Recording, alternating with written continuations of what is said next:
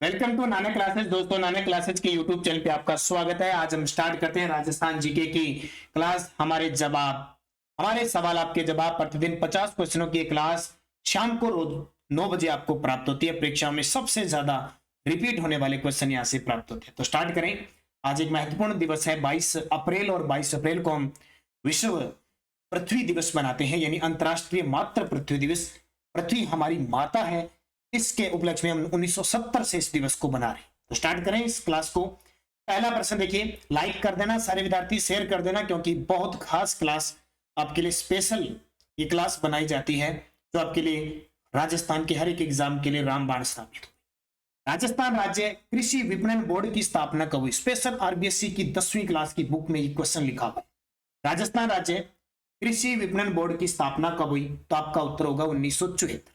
जो विद्यार्थी रीट की, सेकंड ग्रेड की, फर्स्ट ग्रेड की, किसी की भी तैयारी कर रहे हैं, जो बार बार कह रहे हैं कि सर आरबीएससी बुक या एनसीईआरटी की बुक कौन सी पढ़े, देखो एनसीईआरटी की बुकें तो वैसे सीधा लिखा हुआ है, बुकें आपको आरबीएससी वाली ही पढ़नी है, वही एनसीईआरटी है। और आरबीएससी का जो मैटर है वो इसमें डाल रहा हूं मैं, ध्यान रखना। तो आप निरंतर इस 9 बजे की क्लास को अगर लेते रहे ना, तो आपको कोई बुक पढ़ने की जरूरत नहीं है, लेकिन आपको पढ़ना पड़ेगा। मुझे पता है कितने विद्यार्थी पढ़ते हैं, कितने नहीं पढ़ते, कितना स्पीड से देखते हैं, कितने महीने में 10 दिन देखते हैं, 15 दिन देखते हैं। अब आज 157 नंबर में क्लास है, अगर जिसने 156 लगातार देखिए, या अब से ही जो लगातार देखने लग जाएगा, मैं कहता हूं जीके का 1% गलत नहीं होगा। 1974 में राजस्थान राज्य विपणन बोर्ड की स्थापना हुई थी। 1979 में किसकी स्थापना हुई थी? राजस्थान पर्यटन विभाग, जो आरटीडीसी जिसको हम कहते हैं, आरटीडीसी, उसकी स्थापना हुई थी। इसके अलावा राज्य खनिज विकास निगम की स्थापना हुई थी। 1980 में हम पढ़ते हैं रिको की स्थापना हुई थी। किसकी? रिको की स्थापना हुई थी। 1982 में ग्रामीण विकास व स्वरोजगार प्रशिक्षण संस्थान की स्थापना हुई थी। दूसरा प्रश्न, राजस्थान लघु उद्योग निगम की स्थापना कब? ये खास प्रश्न है आपके लिए। जब आप संसाधन पढ़ोगे ना, प्राकृतिक संसाधन के अंदर, चाहे आप औद्योगिक पढ़ोगे, द्वितीयक व्यवसाय में औद्योगिक उद्योग पढ़ोगे, खनिज संसाधन पढ़ोगे, वहां ये सारी संस्थाएं हैं। अपने राजस्थान में संस्थाओं के निगमों के माध्यम से काम किया जाता है। तो राजस्थान लघु उद्योग निगम की स्थापना कब हुई थी? 1961 में हुई थी। लघु उद्योग निगम की स्थापना 1961 में। और 1955 में किसकी स्थापना हुई थी? वित्त निगम की स्थापना हुई थी। 1955 में वित्त निगम की स्थापना हुई थी। ये आपको अच्छे तरीके से याद रखना है। 1955 में वित्त निगम की स्थापना, 1961 में राजस्थान लघु उद्योग निगम की स्थापना हुई थी। 1995 में किसकी हुई थी? ग्रामीण गैर कृषि विकास निगम की, ग्रामीण गैर कृषि विकास निगम की स्थापना हुई थी। और 1999 में राज्य मानवाधिकार आयोग और राज्य महिला आयोग की स्थापना हुई। तीसरा देखिए, राजस्थान पर्यटन विकास निगम लिमिटेड की स्थापना, अभी मैंने बताया राजस्थान पर्यटन विकास निगम लिमिटेड की स्थापना कब हुई? तो ये कब हुई? 1979 के अंदर हुई थी। अच्छा, 1975 में क्या हुआ?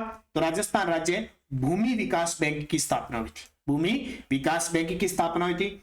1957 में किसकी स्थापना हुई थी? राजस्थान राज्य भंडारण निगम की। ये प्रश्न वीडियो मेंस के लिए, रीड के लिए बड़े काम के हैं, क्योंकि स्पेशल संस्था दी हुई है ना वहां पे। और 1955 में एक तो आरएफसी की स्थापना, राजस्थान फाइनेंस कमेटी यानी राजस्थान वित्त निगम की, और इसके अलावा राजस्थान खादी व ग्रामोद्योग बोर्ड की स्थापना हुई थी।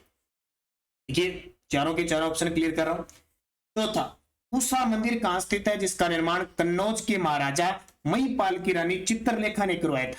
उषा मंदिर का नाम सुना है आपने, बयाना भरतपुर के अंदर है। इसका निर्माण कन्नौज कहां पे है? कन्नौज उत्तर प्रदेश में है। नाम उसके महाराजा थे महिपाल की रानी चित्रलेखा ने करवाया था। तो बयाना के अंदर, बयाना भरतपुर में। किस वर्ष केवलादेव को राष्ट्रीय उद्यान घोषित किया गया? काफी चर्चा में रहते हैं राजस्थान के केवलादेव है, रणथंभौर है, सरिस्का, ये अभयारण्य। तो केवलादेव कहां पे? भरतपुर में है।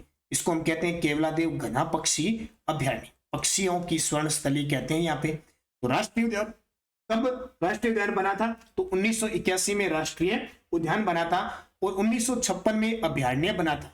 1985 में यूनेस्को की विश्व धरोहर सूची में शामिल हुआ था, और ये एक राष्ट्रीय उद्यान है, ये ध्यान रखना। राजस्थान का कौन सा क्षेत्र मध्यकाल में नील की खेती के लिए प्रसिद्ध? ये प्रश्न आरएस प्री शायद 2016 पता नहीं 17 वाली पेपर में आया था। राजस्थान का कौन सा क्षेत्र मध्यकाल में नील की खेती के लिए प्रसिद्ध था? बयाना, तो बयाना कहां पे है? भरतपुर के अंदर। बयाना भरतपुर के अंदर, इसको अच्छे याद रखना। जब भी बयाना की बात करें तो राजस्थान का सबसे प्राचीन विजय स्तंभ कहां बना हुआ है? बयाना के अंदर। सबसे प्राचीन विजय स्तंभ कहां बना हुआ है? बयाना के अंदर। बयाना कहां पे है? भरतपुर में। बयाना दुर्ग भी है।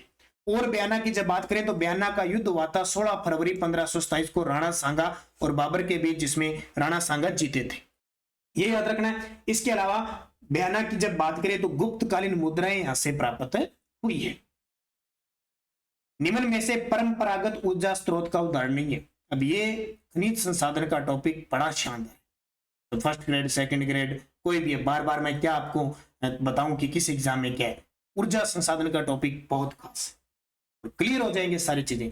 परंपरागत का मतलब क्या होता है? एक होती है परंपरागत, एक होती है गैर परंपरागत। परंपरागत जो सदियों से चले आ रहे हैं, गैर परंपरागत जो नए हैं, गैर परंपरागत जो नए हैं और इन्हें नवीकरणीय कहते हैं, दोबारा निर्माण किया जा सकता है। तो परंपरागत ऊर्जा स्रोत का उदाहरण देखो, कोयला बहुत पुराना चल रहा है, खनिज तेल पुराना है, अणुशक्ति पुरानी है, लेकिन ज्वारीय ऊर्जा आज की, ज्वार भाटा से जो ऊर्जा उत्पन्न होती है वो नई है। अब आपको दोनों में याद रखना है, मैं यहां लिख देता हूं परंपरागत और गैर परंपरागत। इसको हम नवीकरणीय भी कह सकते हैं, इसको अनवीकरणीय कहते हैं। अब इनमें कंफ्यूज मत हो।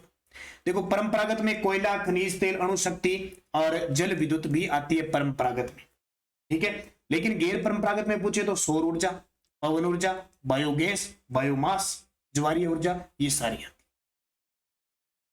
कोयला आधारित कपूरडी व जालीपा योजना का संबंध किस जिले से है? कोयला आधारित एक तो कपूरडी है, एक जालीपा जो योजना है, तापीय ऊर्जा योजना है, इनका संबंध कहां से? यानी कोयला आधारित कपूरडी और जालीपा योजना का संबंध किस जिले से है? बाड़मेर से। नाम याद रखने, कपूरडी और जालीपा, दोनों को याद रखना है। कपूरडी और जालीपा दोनों ही बाड़मेर के अंदर है। ये सरकारी क्षेत्र की है। किसकी? सरकारी क्षेत्र की है। और एक बीकानेर में जब आप बात करोगे बरसिंहसर, ये भी सरकारी क्षेत्र की है, लिग्नाइट आधारित है ये भी। और बीकानेर में एक स्थान याद रखना, गुड्डा बीकानेर में निजी क्षेत्र की पहले लिग्नाइट आधारित परियोजना है। तो ये पेपर में फिक्स आती है। और आज के सुबह के करंट की क्लास में आपको मैंने सानू क्षेत्र बताया था, खनन क्षेत्र, जो स्टील ग्रेड चूना पत्थर के लिए विख्यात है, प्रसिद्ध है, उसको अभी राष्ट्रीय खनन का पुरस्कार मिला था, वो भी ध्यान रखना। निम्न में से नागौर जिले में कौन सी खान पर कोयला प्राप्त नहीं होता है? नागौर जिले में कौन सी खान से कोयला प्राप्त नहीं होता? तो माता सुख भी नागौर में है, उसके अलावा कसनऊ भी नागौर में है, मेड़ता भी नागौर में है, लेकिन गिरल कहां पे है? बाड़मेर में। गिरल कहां पे है? बाड़मेर में, ठीक है। अभी मैंने आपको बताया था गिरल बाड़मेर में, ये भी लिग्नाइट कोयले पर आधारित है। गिरल हो गया, इसके अलावा कपूरडी, जालीपा बाड़मेर में। लेकिन नागौर में कोयले का खनन होता है माता सुख से, कसनऊ से, मेड़ता से और एक और इगियार से, यहां से कोयले का खनन होता है। इसके अलावा बहुत प्रसिद्ध है बीकानेर का क्षेत्र, बीकानेर का पलाना, जहां से सर्वश्रेष्ठ किस्म का लिग्नाइट कोयला निकलता है। बीकानेर में बरसिंहसर, गुड्डा, पितनोक, आंडला, थारी, नापासर, ये प्रसिद्ध है। राजस्थानी साहित्य में पौरा क्या है? राजस्थानी साहित्य में पौरा क्या है? तो ध्यान रखना, बहादुरों के विशेष कार्य का वर्णन करने वाली रचना पौरा कहलाती है, ठीक है। पावर, ऐसे से याद रखना, बहादुर होते हैं वो पावर होते हैं, पावर होती है उनमें। राजस्थान सरकार ने वन्य जीव संरक्षण अधिनियम 1972 को कब अंगीकृत किया? ये तो अभी ताजा प्रश्न आया हुआ है, शायद वो उपनिरीक्षक का पेपर हुआ था ना, इसमें लगभग आपको क्वेश्चन सारे कौन से मिलेंगे, एक तो ध्यान रखना जो पेपर में आए हुए हैं। राजस्थान सरकार ने वन्य जीव संरक्षण अधिनियम 1972 को कब अंगीकृत किया? तो इसका 1 सितंबर 1973 को, 1 सितंबर 1973 को वन्य जीव संरक्षण अधिनियम। स्वतंत्रता सेनानी हीरालाल शास्त्री राजस्थान के किस जिले से थे? तो स्वतंत्रता सेनानी हीरालाल शास्त्री का संबंध जयपुर जिले से था, और जयपुर में जोबनेर के अंदर इनका जन्म हुआ था। ये पेपर में बहुत बार पूछा जाता है, क्योंकि हीरालाल शास्त्री राजस्थान स्वतंत्रता सेनानी में प्रमुख गिनती होती है। 1899 में जोबनेर जयपुर में इनका जन्म हुआ था। जब भी हीरालाल शास्त्री की बात करें, एक तो आपको मुख्य बात याद रखनी, इनकी आत्मकथा है प्रत्यक्ष जीवन शास्त्र, प्रत्यक्ष जीवन शास्त्र। इनकी पत्नी थी रत्ना शास्त्री, जिन्हें पद्म श्री प्राप्त हो चुका है, रत्ना शास्त्री। इनके साथ मिलकर इन्होंने जीवन कुटीर संस्था शुरुआत की थी। एक इन्होंने गीत गाया था जिसका नाम था प्रलय प्रतीक्षा नमो नमः, प्रलय प्रतीक्षा नमो नमः, इन्होंने एक गीत गाया था। तो इसको भी अच्छे तरीके से याद रखना। अगला देखिए, 1905 में जयपुर में वर्धमान पाठशाला की स्थापना की थी। ये बहुत प्रसिद्ध और खास है क्रांतिकारी। जब जयपुर का नाम आता है, जयपुर के प्रथम क्रांतिकारी माने जाते हैं अर्जुन लाल सेठी। इन्होंने 1905 में जयपुर में वर्धमान पाठशाला की स्थापना की थी। एक जैन वर्धमान पाठशाला थी। अर्जुन लाल सेठी की जब भी बात आई, आपको याद रखना, इन्हें राजस्थान का दधीची कहा जाता है। राजस्थान का दधीची कहा जाता है। और जयपुर में सबसे पहले क्रांतिकारी गतिविधियां इन्होंने अपनाई थी। इनका जो जन्म हुआ था 1880 में इनका जन्म हुआ था। 1941 में इनकी मृत्यु हो गई थी। और अर्जुन लाल सेठी ने जब इन्हें जिलाधीश का पद दिया जा रहा था, तो ये तब कह रहे थे कि अगर अर्जुन लाल सेठी सरकारी नौकरी करेगा तो अंग्रेजों को भारत से बाहर कौन भगाएगा। और अंतिम क्षणों में ये राजनीति वगैरह छोड़ देते हैं और मुस्लिम धर्म की शिक्षा बच्चों को देते हैं। इसलिए लोग अजमेर में इन्हें मुस्लिम समझकर दफना देते हैं, तो मुस्लिम पद्धति से दफनाते हैं। इन्होंने एक नाटक लिखा था जो काफी चर्चा में रहता है, महेंद्र कुमार नाटक लिखा था। और इन्होंने क्या कि अपना नाम करीम खां कर लिया था, करीब खां, ठीक है, करीम खां या करीब खां कर लिया था, मदरसे के अंदर बताया था। अगला देखिए, असुमेलित बताइए। सारंगपुर का युद्ध 1437 में हुआ था, सही है। खातौली का युद्ध 1518 में हुआ था, ये गलत है, क्योंकि खातौली का युद्ध 1517 में हुआ था, जबकि 1518 में बाड़ी का युद्ध हुआ था। 1519 में गागरोन का युद्ध हुआ था। 1526 में पानीपत का युद्ध हुआ था। 1527 में बयाना का युद्ध हुआ था। 1527 में खानवा का युद्ध हुआ था। ये युद्ध याद रखें। और 1528 में राणा सांगा की मृत्यु। 1529 में गागरा का युद्ध। 1530 में किसकी मृत्यु हुई थी? बाबर की मृत्यु हुई थी। 1531 में मालदेव गद्दी पर बैठा। 1534 में आपका चित्तौड़ का दूसरा साका हुआ था। और 1536 में बनवीर विक्रमादित्य की हत्या करके गद्दी पर बैठा। 1540 में उदय सिंह बनवीर की हत्या करके गद्दी पर बैठा। 1540 में महाराणा प्रताप का जन्म हुआ। 1541 में राय सिंह का और चंद्रसेन का जन्म हुआ। 1542 में किसका जन्म हुआ था? अकबर का हुआ था। 1544 में गिरी सुमेल का युद्ध हुआ। 1545 में किसका जो शेर शाह सूरी था उसकी मृत्यु हुई थी। 1550 में मोजमाबाद में मान सिंह का जन्म हुआ था। और 1556 में पानीपत का द्वितीय युद्ध हुआ था। 1557 में महाराणा प्रताप का विवाह हुआ था। 1559 में अमर सिंह का जन्म हुआ था। और 1559 में उदय सिंह ने उदयपुर शहर बसाया था। और 1572 ईस्वी के अंदर गोगुंदा में महाराणा प्रताप का राज्याभिषेक हुआ। 1576 ईस्वी के अंदर हल्दी घाटी का युद्ध हुआ। 1577, 1578 और 1579 में 3 बार शाहबाज खान ने अकबर की तरफ से महाराणा प्रताप की तरफ से महाराणा प्रताप को पीछे ढूंढने गया था। 77, 78, 79 में 1580 में अब्दुल रहीम खान ने महाराणा प्रताप को पकड़ने के लिए आया था। और 1581 है उसमें 80 में राज सिंह की मृत्यु हुई थी। 1581 में किसकी मृत्यु हुई थी? चंद्रसेन की मृत्यु हुई थी। इसके अलावा 1584 में जगन्नाथ कछावा महाराणा प्रताप को पकड़ने गया था। 1585 के अंदर चावंड को राजधानी महाराणा प्रताप ने बनाई थी। इसके अलावा 1597 में महाराणा प्रताप की मृत्यु हुई थी। 1605 में अकबर की मृत्यु हुई थी। और 1620 में अमर सिंह की मृत्यु हुई थी। 1627 में कर्ण सिंह की मृत्यु हुई थी। ऐसे इतिहास चलता ही रहता है, ध्यान रखना। थोड़े ज्यादा बता दिए मैंने, इनको ध्यान रखना। अब युद्ध था सारंगपुर का युद्ध 1437 में। खातौली का युद्ध 1518 में नहीं हुआ था, असमेलित हो गया। दिवेर का युद्ध 1582 में हुआ था। बयाना का युद्ध 1527 में। अगला देखो, प्रताप के संबंध में किसने कहा कि आलपस पर्वत के समान अरावली में ऐसी कोई घाटी नहीं जो प्रताप की किसी वीर कार्य, उज्जवल विजय या उससे अधिक कीर्तियुक्त पराजय से पवित्र ना हुई हो। तो कीर्तियुक्त पराजय से पवित्र ना हुई हो, ये किसने कहा था? तो ये उस समय कहा था किसने? कर्नल जेम्स टोड ने। किसने कहा? Colonel James Tod. कौन सा कूट सत्यकूट है? कौन सा सत्यकूट है? देखो, जमनालाल बजाज ने 1927 में चरखा संघ की स्थापना की, बिल्कुल सही है।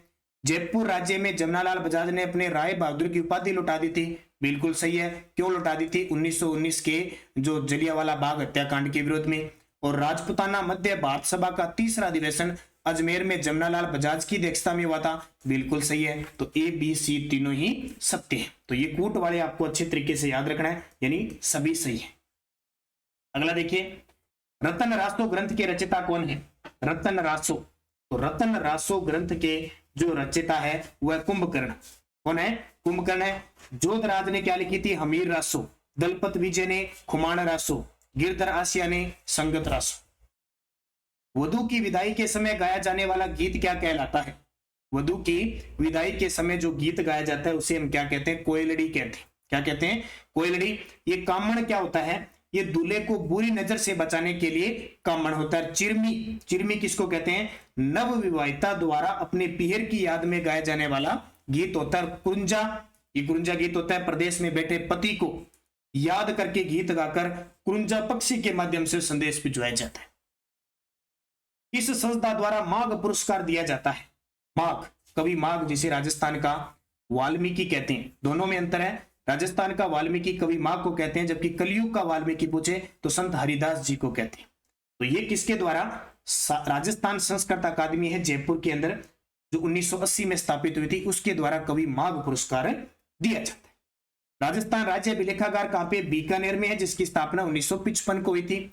और राजस्थान साहित्य अकादमी उदयपुर में, जिसकी स्थापना 1958 को हुई थी। और पश्चिमी क्षेत्र सांस्कृतिक कला केंद्र उदयपुर में है, जिसकी स्थापना 1986 में हुई थी। अगला देखिए, हाथ में पहने जाने वाली लाख की चूड़ी को क्या कहते हैं। हाथ में पहने जाने वाली जो लाख की चूड़ी होती है उसको क्या कहा जाता है, तो लाख की चूड़ी को मोकड़ी कहते हैं। लाख की चूड़ी को क्या कहते हैं, मोकड़ी। जैसे कातरिया होती है तो ये कांच की चूड़ी होती है, हाथ में जो कांच की चूड़ी पहनी होती है उसको कातरिया कहते हैं। बल्लिया, ये हाथी दांत की चूड़ियां होती है सफेद रंग की, उसको कहते हैं। निम्न में से कौन सा राजस्थान के राज्यपाल नहीं रहे। अब राजस्थान के राज्यपाल बहुत रहे हैं, वैसे अपने पढ़े ना तो 21वें राज्यपाल कलराज मिश्र है। इसके अलावा भी टोटल देखें तो 45 से 46 राज्यपाल आ चुके हैं। कोई अतिरिक्त कार्यभार दे दिया, किसी को किसी प्रकार दे दिया।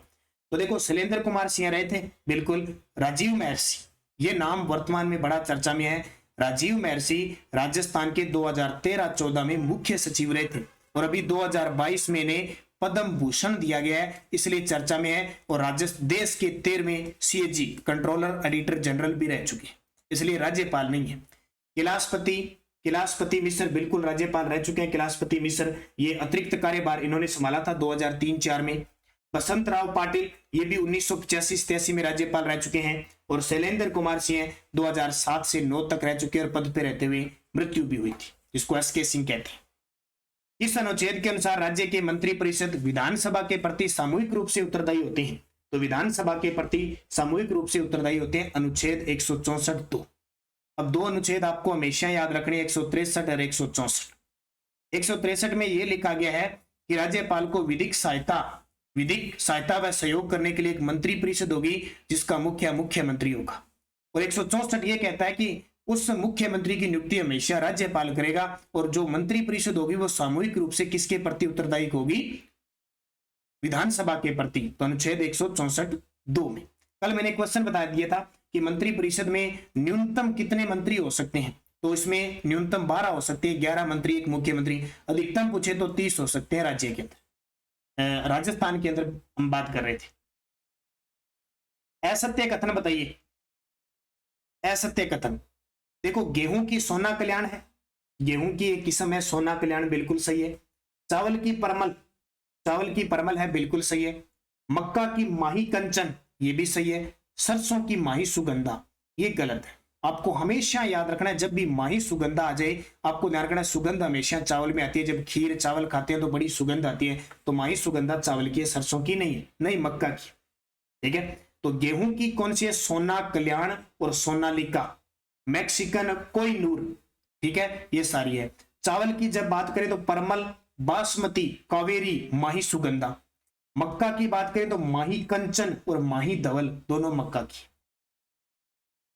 रेडा की स्थापना कब हुई, ये रेडा, ये बड़े पेपर में आने लगी क्योंकि ऊर्जा संसाधन से प्रश्न ज्यादा आजकल राजस्थान आपको बताए सौर ऊर्जा मामले में, परंपरागत ऊर्जा संसाधनों में टॉप पे। रेडा की जो स्थापना हुई थी 1985 को हुई थी। ये रेडा क्या है, रेडा का पूरा नाम है राजस्थान एनर्जी डेवलपमेंट एजेंसी, यानी राजस्थान ऊर्जा विकास अभिकरण। एक है RSECL,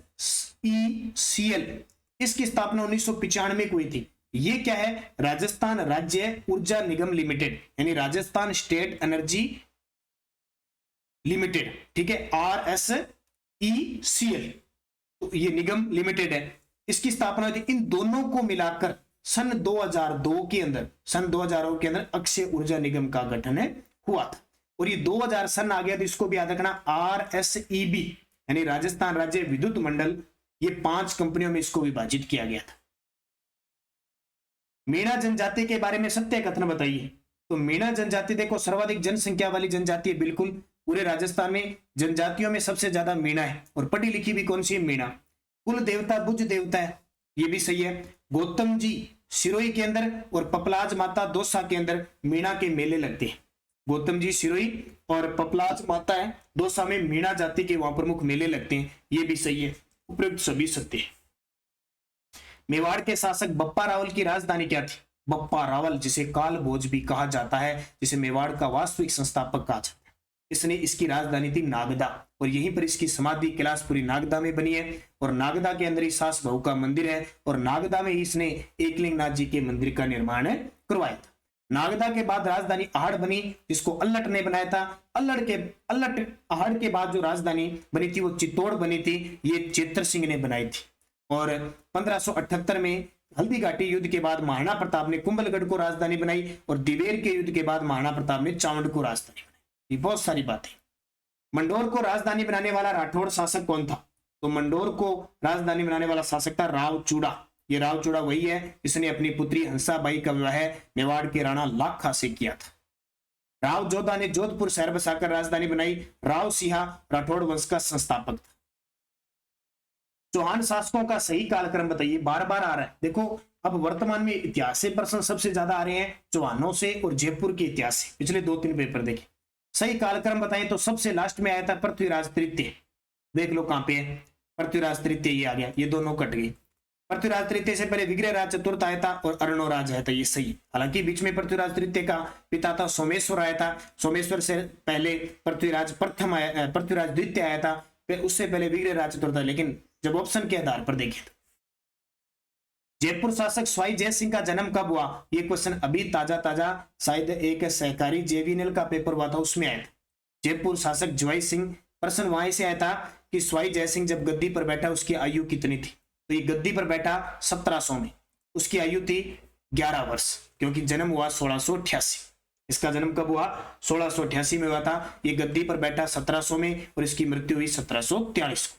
विज्ञान को समर्पित शासक कहलाता है। इसको स्वाई की उपाधि औरंगजेब ने दी थी। कथन 1, महाराणा प्रताप ने संकट काल में कृषि भवनों के विकास का प्रयास किया। कृषि भवनों के संकट काल में कृषि और भवनों ने वनों है, कृषि व वनों के विकास का प्रयास किया भी। इन विषयों पर उन्होंने विश्व वल्लभ जैसी पुस्तक भी लिखवाई। बिल्कुल सही है। यानी संकट काल में भी कृषि और वनों के विकास पर जोर दिया था। और ये सब एक पुस्तक है विश्व वल्लभ, ठीक है।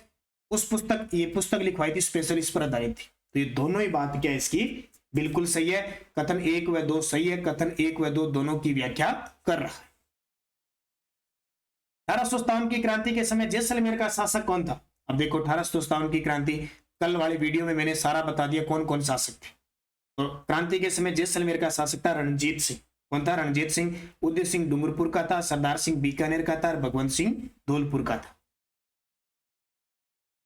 प्राचीन समय में मारवाड़, जैसलमेर व चित्तौड़ क्षेत्र किस नाम से जाने जाते थे? यानी उपनाम देख लो। प्राचीन समय में जैसलमेर, बाड़मेर और जो चित्तौड़ का इधर क्षेत्र है वो किस नाम से जाना जाता था? तो ये दुंगल के नाम से जाना जाता था, दुंगल। छत्रपुर नागौर का प्राचीन नाम था। श्रीमाल जो है वो बाड़मेर का क्षेत्र था और चंद्रावती ये सिरोही आबू का क्षेत्र था।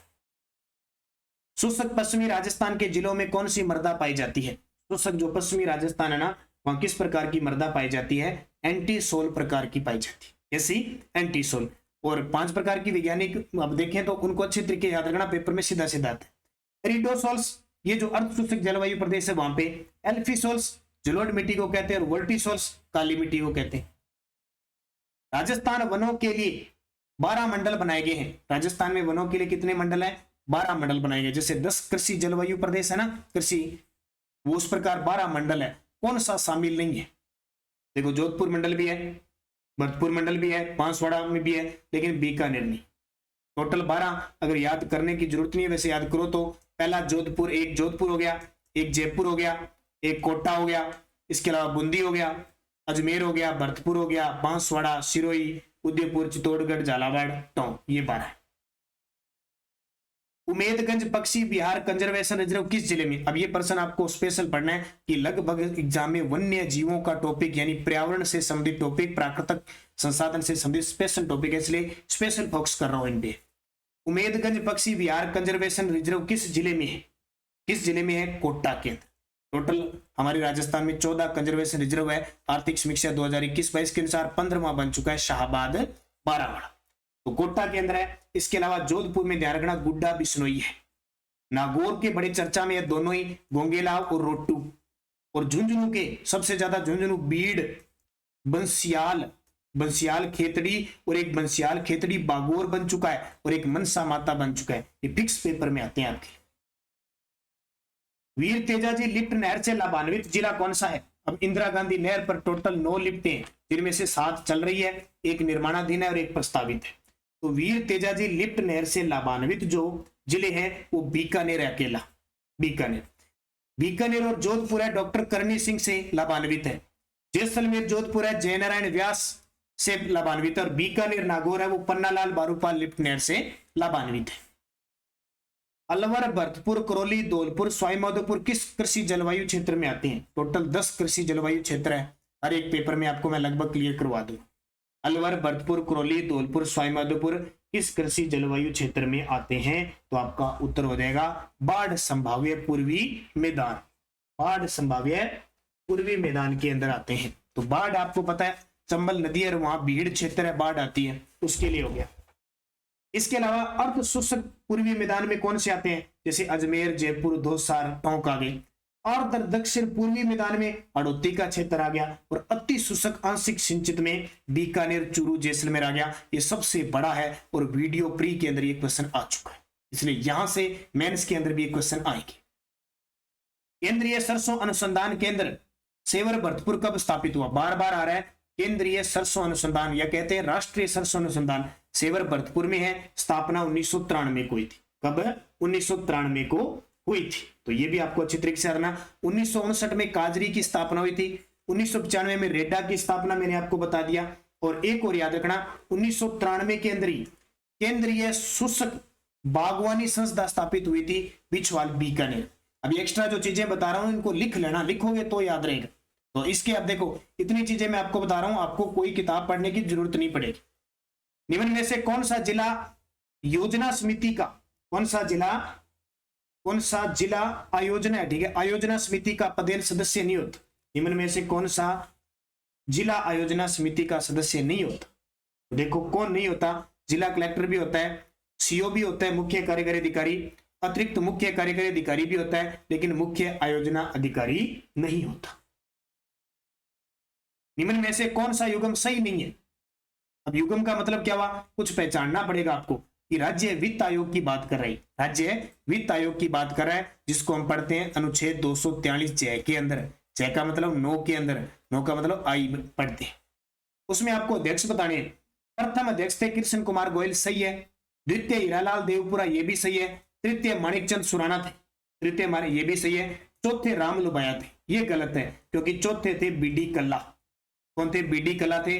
पांचवें थी डॉक्टर ज्योति किरण, और छठे वर्तमान में प्रद्युम्न सिंह है। राजस्थान सरकार ने उपखंड स्तर पर जन सुनवाई अधिकार के रूप में किसे अधिसूचित किया है? राजस्थान सरकार ने उपखंड स्तर पर जन सुनवाई, उपखंड क्या होता है? जैसे अपना एसडीएम होता है ना, मान लो तहसील, कोई उपखंड कई जगह बना रखा है लगभग, तो वहां पे जन सुनवाई अधिकार किसको अधिसूचित किया जाता है? तो वहां कौन होता है? एसडीओ होता है, एसडीओ होता है, जिसको हम कहते हैं उपखंड अधिकारी। अब जैसे हमें थोड़ी सी और बात कर लें, थोड़ा सा ग्राम पंचायत पर जन सुनवाई अधिकार कौन करता है? ग्राम सेवक करता है, ध्यान रखना, सरपंच मत कर देना। ग्राम पंचायत में, और ग्राम पंचायत में जो राजस्व मामला होता है उसको पटवारी देखता है, उसकी जन सुनवाई करता है। अगर हम पंचायत समिति की बात करें तो उसमें सीओ होता है, सॉरी, पंचायत समिति में बीडीओ होता है, बीडीओ जो खंड विकास अधिकारी होता है, ब्लॉक डेवलपमेंट ऑफिसर। और जिला स्तर पर देखें तो उसमें हमेशा सीओ होता है, ये सीओ होता है, ये पंचायत समिति पर एसडीओ, और तहसील स्तर पर तहसीलदार होता है। ये सारी बातें आपको याद रखना है। तो राजस्थान में 1 अगस्त 2022 से जन सूचना का अधिकार अधिनियम 2022 लागू है। राजस्थान में विश्वविद्यालयों के जो कुलपति होते हैं उनकी नियुक्ति कौन करता है? अब ये प्रश्न 5-7 आपके आगे जो रीट के लिए स्पेशल जो शिक्षा का टॉपिक जोड़ा है उसमें काम आएंगे। तो हमेशा राज्यपाल करता है, लेकिन किसकी सलाह पर? मुख्यमंत्री व मंत्री परिषद की सलाह पर। अब सिंपल से प्रश्न आगे जो आपको पेपर में पूछे, वनस्थली विद्यापीठ किस जिले में है? तो टोंक में है, निवाई टोंक में। शिक्षा प्राप्ति का अधिकार कब से लागू हुआ? तो सारे जानते हैं अप्रैल 2010 से शिक्षा प्राप्ति का अधिकार का जो अनुमूल कर्तव्य 11 नंबर है हमारा जोड़ा गया 86वां संविधान संशोधन। राजस्थान प्राच्य विद्या प्रतिष्ठान की स्थापना कब हुई? ये कुछ संस्थाएं, कुछ विश्वविद्यालय जो हमारे लिए रीट के फर्स्ट लेवल और सेकंड लेवल में स्पेशल जोड़े हुए हैं, यहां से शिक्षा से संबंधित क्वेश्चन आएंगे, यही वो मैटर है। तो इसकी स्थापना कब हुई, कहां हुई? जोधपुर के अंदर 1951 के अंदर हुई। आरटीई का संबंध किस आयु वर्ग से है? आरटीई ये पता है कि निजी हो चाहे सरकारी विद्यालय जो लाभान्वित है 25% सीटें उनके लिए स्पेशल है। और राजस्थान सरकार ने पहले जो 1 लाख रुपए इसकी आय थी वो बढ़ाकर 2.5 लाख रुपए कर दिए। तो इसमें 6 से 14 वर्ष के बालक। वर्तमान में उच्च प्राथमिक स्तर की पाठ्य पुस्तकों के लेखन का कार्य करने वाली संस्था कौन सी है? उच्च प्राथमिक स्तर की जो पाठ्य पुस्तकों का लेखन कार्य करने वाली संस्था है वो कौन सी है? वो है SCERT इसको कहते हैं, जिसका मुख्यालय उदयपुर में है। इसका जो पूरा नाम है राज्य शैक्षिक अनुसंधान व प्रशिक्षण परिषद। इससे पहले जो होती थी वो SIERT होती थी, बस चेंज इतना ही है, SC है, यहाँ आई की जगह सी, पहले आई था अब सी कर दिया। अब नाम इसका इतना ही चेंज है, ये तो है परिषद और ये थी पहले संस्थान थी, बस इतना ही चेंज हुआ। इंस्टीट्यूट थी, ये परिषद है, तो इनको याद रखना। और डूंगरपुर को देश का प्रथम जनजाति बहुल संपूर्ण साक्षर जिला कब घोषित किया गया? तो डूंगरपुर को किया गया 1993 के अंदर। और बाकी पंजाबी भाषा अकादमी ये आपको कल की वीडियो में दिया जाएगा। तो ये थे 50%। इंपॉर्टेंट है, बेहद इंपॉर्टेंट है, अच्छे तरीके से पढ़ोगे तो आपको कोई किताब पढ़ने की जरूरत नहीं है, क्योंकि हिस्ट्री, पॉलिटिकल, ज्योग्राफी, कल्चर सबका मैटर मैं आपको दे रहा हूं। बस जरूरत है तो आपको निरंतर अध्ययन करने की, बढ़िया तरीके से पढ़ने की। सुबह की क्लास, शाम की जल्दी वीडियो मेंस के लिए भी आपकी क्लासें शुरू हो जाएगी, बस इंतजार रखिए 2-4 दिनों का, फिर आपकी शाम को 7:30 पर क्लास मिल जाएगी। तो वीडियो अगर अच्छा लगा है तो मन से लाइक जरूर करना, शेयर करना, अगर आप चैनल पे नए हैं तो सब्सक्राइब करना। धन्यवाद, जय हिंद, जय भारत।